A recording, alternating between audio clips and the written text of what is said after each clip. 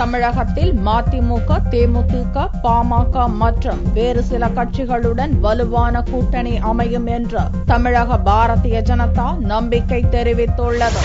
சென்னையில் பாரதிய ஜனதா கட்சியின் மாநில அலுவலகமான கமலாலயத்தில் கட்சியின் மாநில தலைவர் பொன் ராதாகிருஷ்ணன் செவ்வாயன்று செய்தியாளர்களை சந்தித்தார். லோக்சபா தேர்தல் கூட்டணி குறித்து மதிமுகவுடன் 2 நாட்களில் அதிகாரப்பூர்வ பேச்சுவார்த்தை நடத்த இருப்பதாகவும், தேமுதிக, பாமக உள்ளிட்ட எண்ணற்ற கட்சிகள் பாரதிய ஜனதா கூட்டணிக்குள் வரும் என்ற நம்பிக்கை உள்ளதாகவும் ராதாகிருஷ்ணன் தெரிவித்தார்.